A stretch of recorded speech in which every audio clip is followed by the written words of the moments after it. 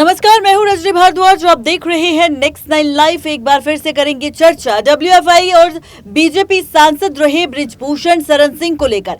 दरअसल शरण सिंह को लेकर इस वक्त बहुत बड़ी खबर सामने आ चुकी है। सोशल मीडिया पर लगातार चर्चा बृजभूषण शरण सिंह के मुद्दों को लेकर हो रही है। बीते कई महीनों से पहलवान बृजभूषण के खिलाफ धरना प्रदर्शन कर रहे हैं। ऐसे में उन्हें जंतर मंतर से तो हटा दिया, लेकिन अब पहलवान इंडिया गेट पहुंच चुके हैं। उनका धरना अभी भी जारी है और कसम खा रखी है कि जब तक यहां पर इंसाफ नहीं मिलेगा, जब तक बृजभूषण शरण सिंह को सजा नहीं मिलेगी, तब तक यहां पर पहलवानों का आखिरी सांस तक धरना जारी रहेगा। अब इस बीच बृजभूषण को लेकर एक ऐसी खबर सामने आई जिसने सभी को हैरान कर दिया। आज हम आपको बताएंगे उन 10 मामलों के बारे में जिन मामलों के तहत बृजभूषण शरण सिंह पर केस दर्ज हुआ और किस महिला रेसलर ने क्या बयान दिया है बृजभूषण के खिलाफ छेड़छाड़ को लेकर। देखिए रिपोर्ट।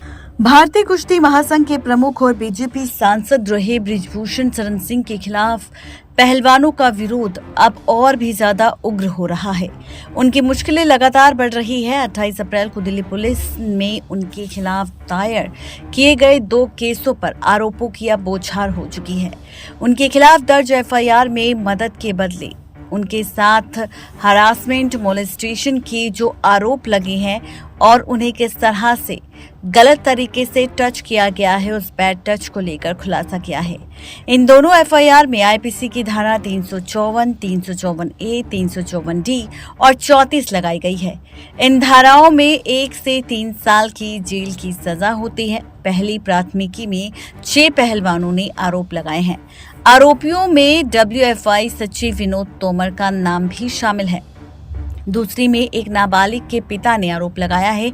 इसे पोक्सो अधिनियम के तहत 10 के तहत दर्ज किया गया है। इसमें दोष सिद्ध होने पर 5 से 7 साल की कैद सजा हो सकती है। एफआईआर में दर्ज घटनाएं कथित तौर पर 2012 से 2020 की है, जो भारत और विदेशों में हुई है। दिल्ली पुलिस की एफआईआर के मुताबिक नाबालिग का आरोप है कि उसे कसकर पकड़कर तस्वीर लेने का नाटक करते हुए आरोपी बृजभूषण शरण सिंह ने अपनी ओर खींचा, उसके कंधे को जोर से दबाया और जानबूझकर उसे गलत तरीके से छूने की कोशिश की गई। नाबालिग ने आरोपी से कहा कि वो पहले ही उसे बता चुकी थी कि उसे किसी भी प्रकार का कोई भी संबंध बनाने में कोई दिलचस्पी नहीं है, उसे पीछा करना बंद कर देना चाहिए। पहलवान पहला।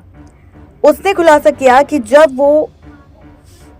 जब मैं होटल के एक रेस्टोरेंट में डिनर कर रही थी, तब आरोपी बृजभूषण शरण सिंह ने मुझे अलग से अपने खाने की मेज पर बुलाया। उसने मेरी सहमति के बिना मुझे छूने की कोशिश की।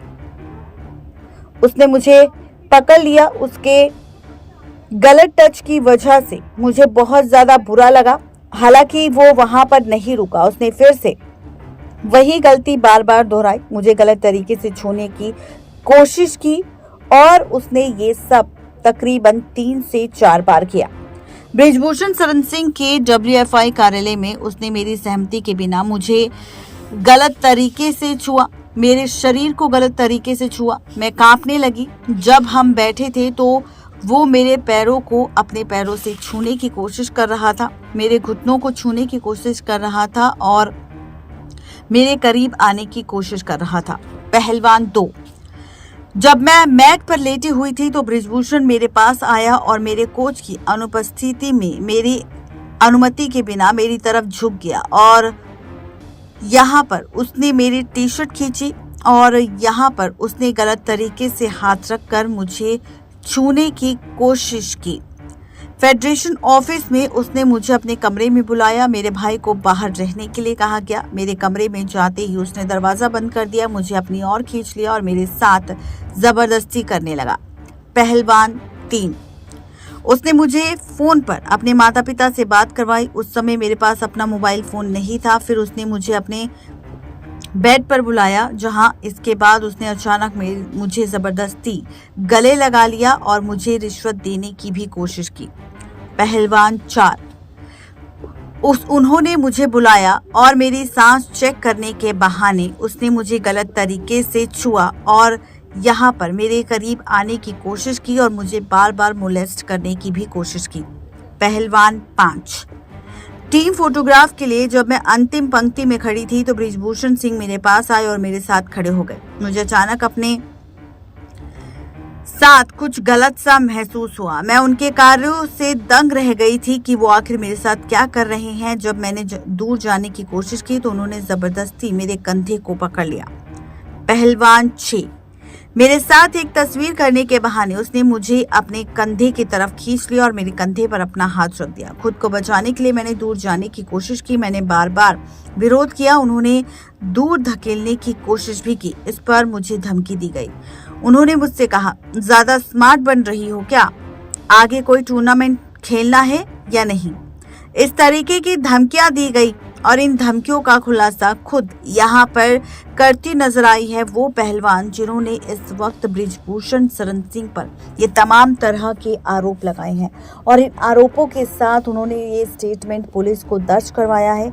अब इस स्टेटमेंट को दर्ज करने के बाद जिस तरह से बीजेपी सरकार को लेकर सवाल उठ रहे थे कि कोई भी रिएक्शन नहीं दे रहा, तो वहीं अब पहली बार ऐसे हुआ कि राजनाथ सिंह ने फैसला लिया और बयान दिया कि इस मामले पर अच्छे से कार्यवाही की जाएगी, जांच पड़ताल की जाएगी और सच जानने की कोशिश भी की जाएगी कि आखिर इसके पीछे का सच क्या है, सच्चाई क्या है और किस तरह से आगे बढ़नी चाहिए जांच। ये कई तरह के राज खुलकर सामने आए, जहां पर राजनाथ सिंह के बाद बीजेपी से जुड़ी और भी कई पॉलिटिशियन सामने आए जिन्होंने अब रेसलर्स वर्सेस बृजभूषण शरण सिंह के बीच जो केस चल रहा है उस पर उन्होंने खुलासा किया है और साथ ही बयान भी दिया है कि यहाँ पर जिस तरह से दुर्गति की गई है, जिस तरह से पहलवानों के साथ बदसलूकी करी है दिल्ली पुलिस ने, उसके लिए उन्हें माफी तो मांगनी ही चाहिए। साथ ही यहाँ पर अब इस केस की जांच पड़ताल भी होनी चाहिए कि आखिर कौन सही है और कौन गलत,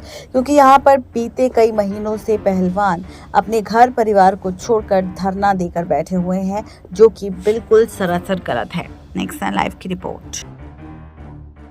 तो देखा आपने, ये थी आज की खास रिपोर्ट। बृजभूषण के खिलाफ किस तरह से महिला पहलवानों ने अपना बयान दर्ज करवाया, अपने बयान में उन्होंने क्या क्या कहा, एक एक डिटेल आपको बताई और इस डिटेल को सुनने के बाद अब आपकी राय क्या है? आप क्या चाहेंगे कि यहाँ पर ये जो केस की जांच पड़ताल है वो किस तरह से होनी चाहिए? क्या यहाँ पर बृजभूषण को रिमांड पर लेकर उनसे पूछताछ होनी चाहिए या फिर अब भी पुलिस को इंतजार करना चाहिए जब तक कुछ और लड़कियों के साथ ऐसी छेड़खानी वाले केस सामने नहीं आ जाते?